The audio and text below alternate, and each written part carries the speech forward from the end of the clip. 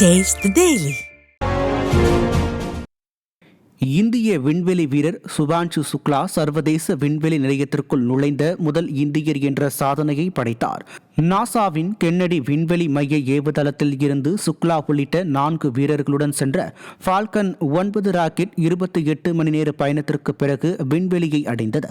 இதையடுத்து ஃபால்கன் 9 ராக்கெட்டில் இருந்து பிரிந்த க்ரூ டிராகன் விண்கலம் சர்வதேச விண்வெளி நிலையத்துடன் இணைந்தது. இதன் மூலம் இந்திய விண்வெளி வீரர் சுபான்ஷு சுக்லா உள்ளிட்ட 4 வீரர்கள் சர்வதேச விண்வெளி மையத்திற்குள் நுழைந்தனர். அவர்களை சர்வதேச விண்வெளி நிலையத்தில் இருந்த 7 விண்வெளி வீரர்கள் வரவேற்றனர்.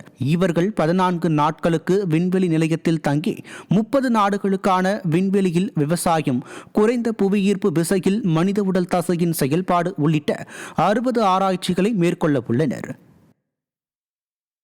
அரசு ஒப்பந்ததாரர்களுக்கான கட்டுமான பொருட்களின் 2025-26 ஆண்டிற்கான விலை நிர்ணய பட்டியலை 2 வாரங்களில் வெளியிட வேண்டுமென உயர்நீதிமன்ற மதுரை கிளை உத்தரவிட்டுள்ளது.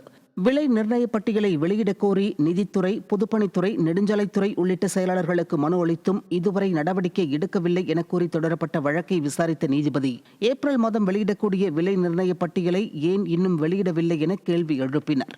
மேலும் ஒப்பந்ததாரர்களின் பொருட்களின் விலை நிர்ணயம் குறித்த பட்டியலை 2 வாரங்களில் வெளியிட வேண்டும் என உத்தரவிட்டார். திறனற்ற ஸ்டாலின் அரசு அனைத்து துறைகளிலும் கோட்டை விட்டு வருவதாகவும் தொடர்ந்து நீதிமன்றத்திடம் குட்டு வாங்கி வருவதாகவும் மக்கள் குற்றம் சாட்டியுள்ளனர்.